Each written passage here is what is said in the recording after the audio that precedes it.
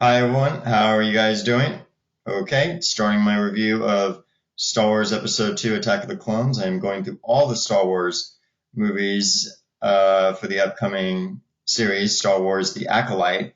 And I'm going to start with the follow-up to Phantom Menace, Attack of the Clones. This movie came out in May of 2002. We see an older Anakin. The movie takes place 10 years after the events of Phantom Menace, and he is under Obi-Wan Kenobi as his apprentice. And Obi-Wan has been teaching him the ways of the Jedi. While we have this going on, we have a murder plot involving Queen Amidala, Padmé, with a bounty hunter, a Mandalorian bounty hunter by the name of Jango Fett. There was an attempted assassination on the Queen's life, and Obi-Wan and Anakin are now investigating this in order to see who is responsible for trying to assassinate the Queen. The stories diverge, similar to how Star Wars The Empire Strikes Back, you would have Luke on his mission, becoming a Jedi, training under Jedi Master Yoda, and on the other side you had Han Solo, Leia, C-3PO, and Chewbacca escaping from the Empire because Han's got a bounty on his head from the Empire. And so you have this same structure in this movie. And largely, ever since I was a kid, I always thought that this movie was really good. I'm a Star Wars fan, so when the movie begins, it's like, oh, okay, the characters are older. You have Obi-Wan. He has facial hair. He has like a full-on kind of mullet. He looks different. That was the thing. And then you notice Anakin is much older, and he's around roughly 19 in this movie. But he argues with Obi-Wan. He's constantly questioning his teachings, and he's not really a good listener.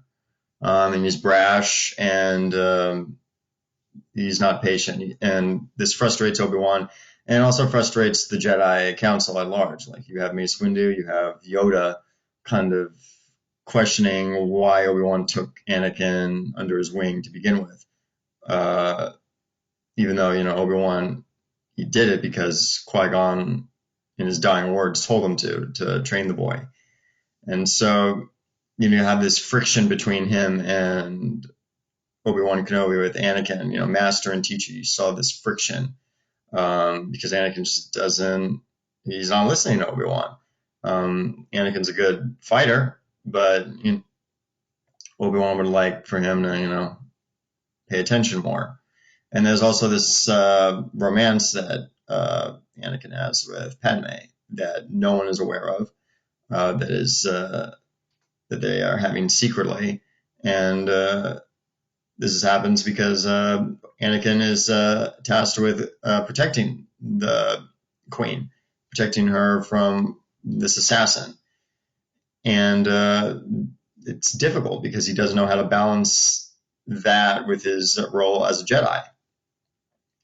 Other big thing to point out is that Attack of the Clones was the Kickstarter to the Clone Wars, which became a big media merchandise thing for Lucasfilm at the time, for toys, video games, television shows, specifically animated stuff.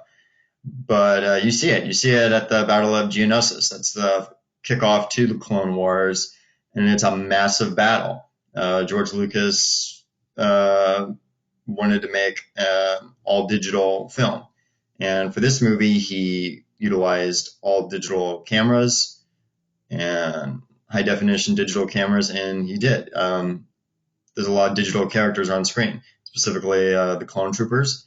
Those characters are all digital. No one wore any clone trooper armor or carried those weapons. There were no props for for that faction, so it was all digital. Same thing with the battle droids, and it looks nice. Like, the planets that they're really cool looking are say Camino, it's always raining there. It's always like soaking wet. Kamino is a beautiful planet, and it has a really cool fight scene with Jango Fett and Obi-Wan, where Jango Fett is about to escape and Obi-Wan engages him. Then you have the asteroid belt sequence where Obi-Wan's chasing Jango, and that iconic seismic charge detonation that he unleashes on in the asteroid belt is cool.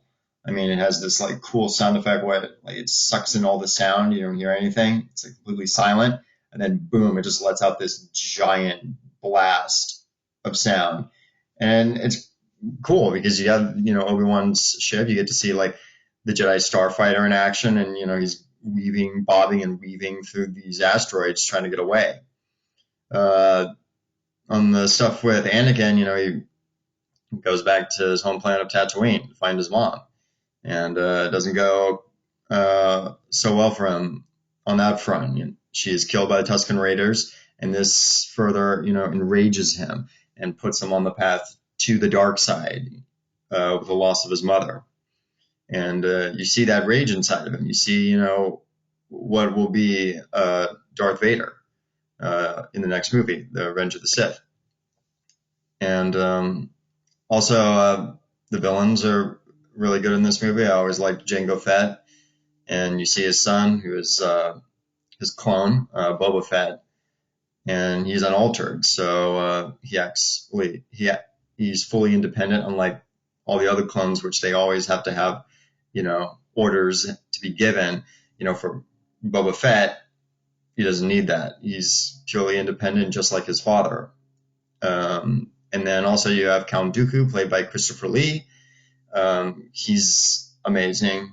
At the time, he was doing movies like Lord of the Rings and this, so he was playing both like iconic villain roles for Count Dooku and Saruman in Lord of the Rings.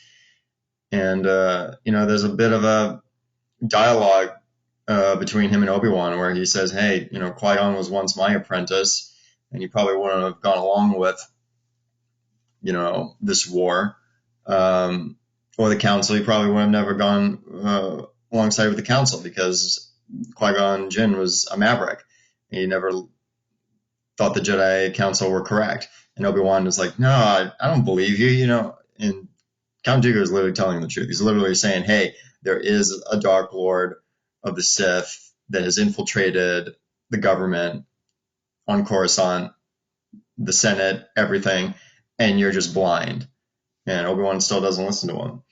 And, you have the big sequence where they're to be executed, both Anakin, Padme, and Obi-Wan in the arena of Geonosis. And you have like the Geonosian aliens looking out and seeing this. And they go inside the arena and attack them, and then they bring out their three like beasts, which I forgot their names. It's been a long time because I owned a couple of the toys of those creatures, but yeah, they're in the arena with them, and and they have to defend themselves against these monsters.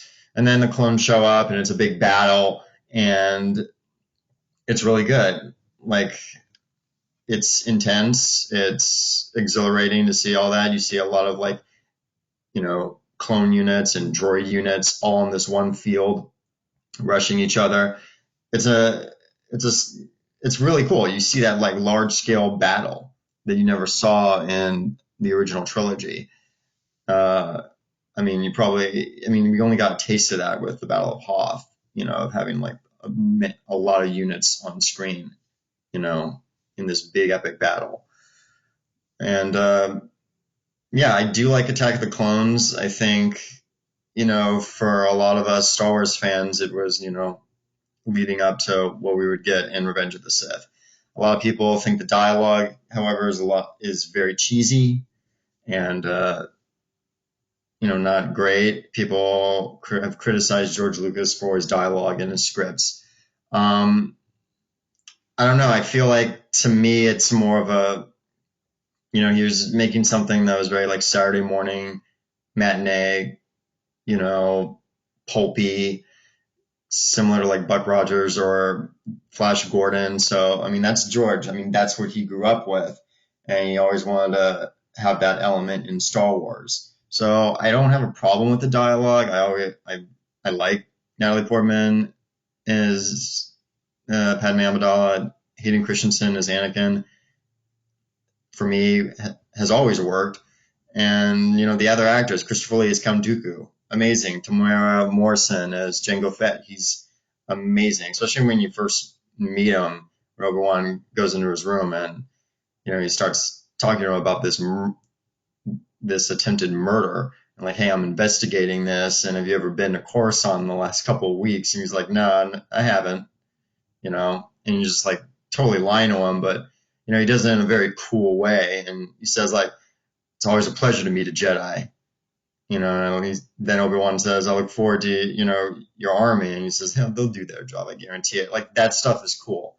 That was always cool to see. And with that, final thoughts is that I recommend you checking out Attack of the Clones, especially with Star Wars The Acolyte, because I'm getting a lot of prequel vibes from it with the footage that I've seen.